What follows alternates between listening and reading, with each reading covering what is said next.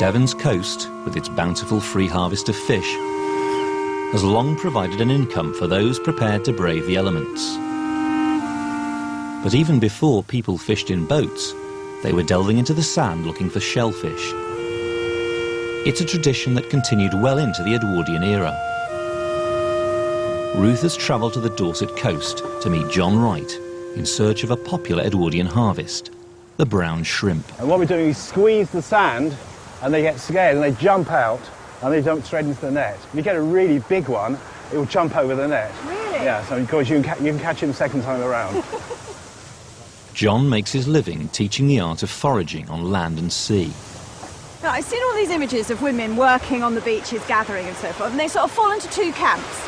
There's young girls who haul all their skirts up round, and, you know, people like to take photographs of them because it was almost pornographic, you know, ankles. I can see what they mean, you know, it's working.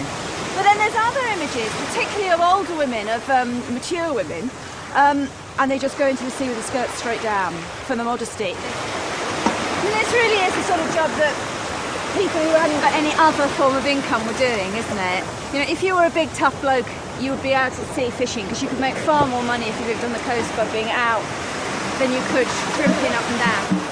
No, nothing yet. We've got a crab. I have got shrimp. We've got some. Look. Oh, you're better than me. Wow, look at that. Wow, That was your first go. scoop. You've got about 10 in one scoop. That's amazing, that is. I think you might better make your fortune of this. You can see it's a brown shrimp because there's little speckles on the back. Yeah. That's camouflage, so it's not seen in the sand. Shellfish were so abundant and easy to catch that they made little money at market, very much a poor man's food. But Ruth has thought of a way to increase their value. Well, I was thinking of potting them actually because we've got wild garlic coming up all over the valley, so I could do wild garlic and potted shrimps. And if I do them in nice little ramekins, then I can sell them, you know, you don't need very many to have a saleable product. After a morning of foraging, Ruth has a bucket full of shrimp. Mind, I have to say, having seen just how hard it is to collect them, these little potted shrimps, there's not going to be many shrimps per pot. No, there's a lot of wrapping, very few shrimp. Yeah, it'd have to do, wouldn't it? Oh. That should be, yes. At the cottage, Ruth's processing the haul of shrimp. Another batch ready. The shrimp have been boiling for 4 minutes. They change colour when you cook them, they start to look a bit more pink. Little pots of cooked, ready-to-eat shrimps were sold in the best food shops, and they were served in the best restaurants. You're never going to make your fortune with shellfish. But on the other hand, it's surprisingly reliable as a catch.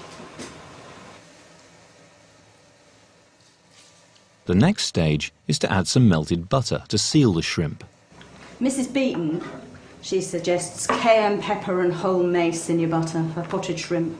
But I thought, seeing as every little tiny bit of spare ground around here is covered in wild garlic, I'd throw a bit in. Not too much, because the Edwardians were notorious for not liking too much garlic. Potting is one of the simplest ways of preserving. By pouring the fat on, it fills in all the little gaps, and it means there's no air in there. Bacteria need oxygen to grow. If there's no air, even the few bacteria that might be around can't get going.